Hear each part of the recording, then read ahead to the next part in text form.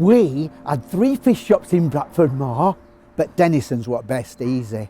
The owner were called Larry. He had a twitch.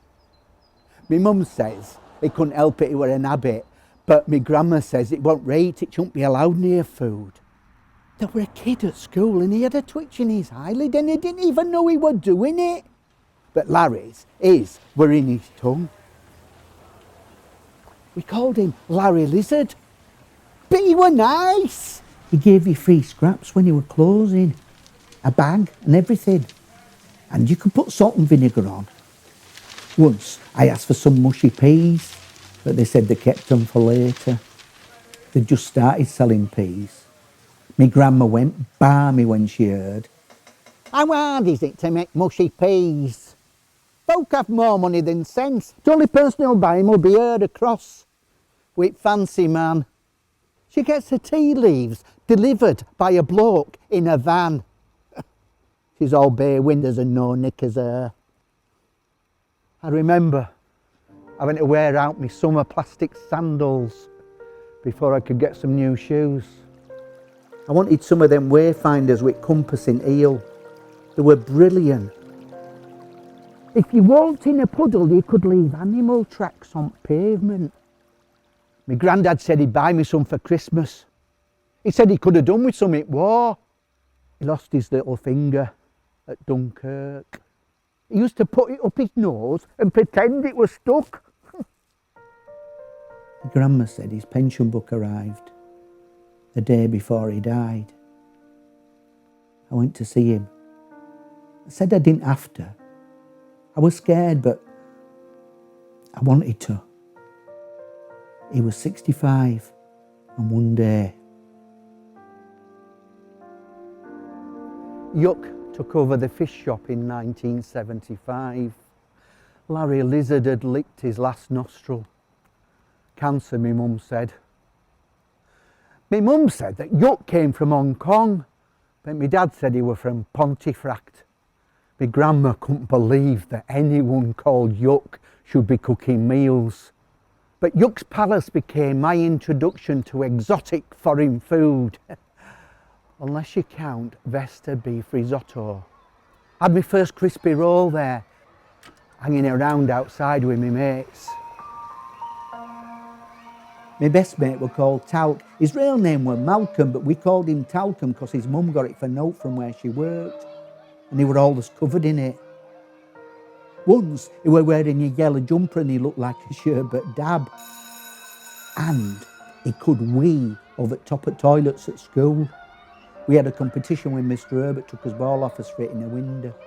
David Dinsdale had highest up wall for ages, but then Talc used his special way and he weed right over the top. Folk at trolley stop on Leeds Road thought it were raining. Talc were brilliant. Once I cracked my front tooth on a bottle of GB cream soda when he patted me on the back.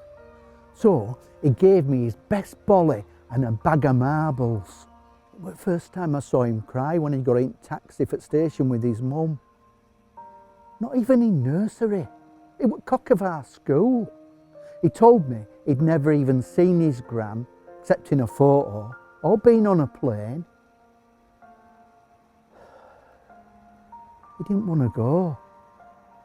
I ran down to the bridge on Plantrees Road to see the London train go past. You could only see through the fence if you ran really fast and the little gaps made it see-through. But he must have been sat on the far side. He never wrote.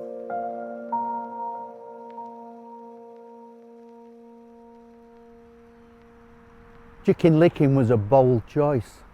If Colonel Sanders was turning in his grave, Larry Lizard was probably doing somersaults in his. First time I went in, I was intrigued by the bingo wings shown in white plastic letters on a black pegboard. I asked what they were. They're like buffalo wings, but we didn't have enough F's. The last time was after a game of snooker with an old school pal at the Talk of Yorkshire, aka the Lyceum. In the late 60s, there was an audacious period of Yorkshire clubs actually trying to rival Las Vegas by booking world-class acts. My dad remembers seeing Jerry Lee Lewis there and having a wee next to Tom Jones. The next time I saw my snooker mate was in St Luke's Hospital. He had third-degree burns to his hands. We'd gone to Valley Parade to see City being presented with championship trophy. We were in paddock, small terracing in front of the wooden main stand. Crowd noise behind drew our attention to the first whiffs of smoke. Within a minute, there were a glow, and people around it started to move. Within another, flames and people were streaming towards the rear exit corridor. A few crawled over the wooden wall to the front and into the paddock, crushing an already cramped crowd. We started lifting kids over the wall onto the pitch perimeter. Soon, most of the paddock was on the pitch, including myself. I turned, and in what seemed slow motion, the smoke cleared around a small section, and I saw a walking stick being waved by the Russian. An old guy, been going for years, always wore the same fur at all weathers. Never saw him again as the smoke closed in. I knew so many people by sight, but not their real names. I saw them more regularly than my own family. I was halfway across the pitch with my leather bomber over my head. My mate and others were dragging people out and handing them to us, and then, incredibly, were going back in. They were expressionless, in autopilot. The heat was a wall. Clothes and hair were bursting into flames, but still these heroes were going back for people, for our families. I couldn't.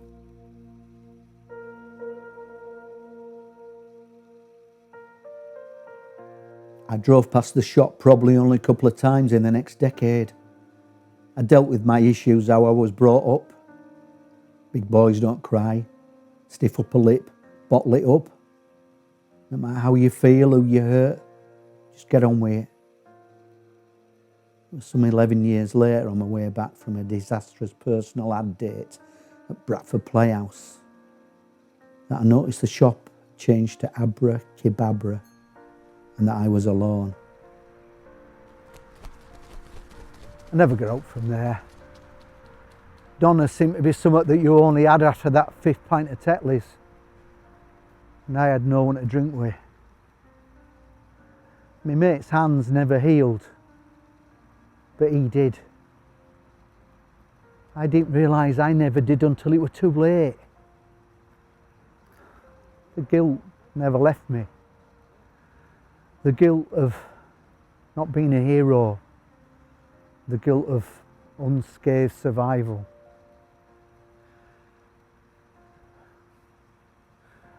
But I wasn't unscathed.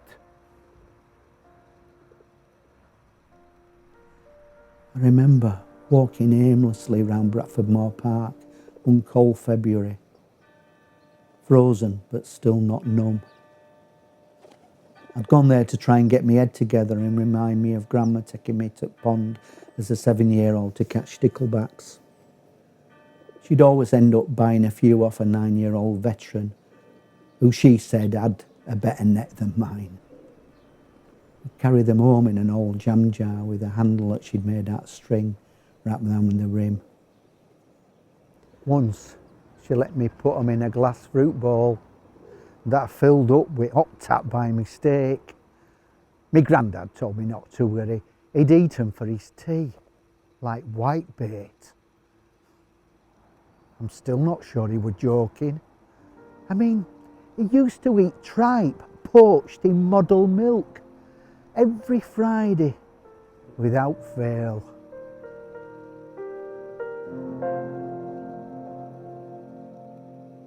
I'm not sure exactly when the Polska Slep closed, but I reckon it was post-Brexit referendum. Somebody told me that the kebab place was shut down by the hygiene inspectors 5 years previously, And eventually a Polish couple took it over. But now gelato was booking all the trends. I took a moment to review the building entrance as I craved an ice cream, a craving that started over 50 years ago, just a few streets from here. The chimes of a Rossi van still brought back memories. There it was, my favourite shop. It's difficult to recognise the original building. I do a double check of the adjacent area to reassure myself that my medication's not playing tricks. I'd chosen a green tea Kulfi. An ironic choice. When I was first diagnosed, I'd Googled natural cancer remedies and green tea extract was number one with a bullet. The young lad who served me had a stronger Bradford accent than me. I smiled as I was still bizarrely amused when confronted with a proper Yorkshire accent from someone of Asian origin. Bizarre because he was probably a fourth generation Yorkshireman, just like me. I'd driven past my grandma's old house expecting to see the same perfectly trimmed privet hedge, spotless stone step complete with mustard chalked edge, and her opening the door to greet me, wiping her hands on a dolly blue pattern pinny. Thinking back now, I marvel at her ability to clean her entire house with a bottle of Star Drops, part of my granddad's old vest, a Brilla pad and a carpet sweeper. Her medicine cabinet, contained in a 1954 Royal Visit tin, consisting of one industrial roll of fabric plaster, a few Beechams and a massive jar of Vicks. I'm sure if dementia hadn't have got her, she'd still be alive today, courtesy of her daily tablespoon of Vicks Vapor Rub, always taken before the first of her 20 Capstan full strength untipped. As I savour my last spoonful of Kulfi, I think of where I went wrong and how much this building, this area, means to me. If only my granddad had really told me about the war, I might have been able to talk.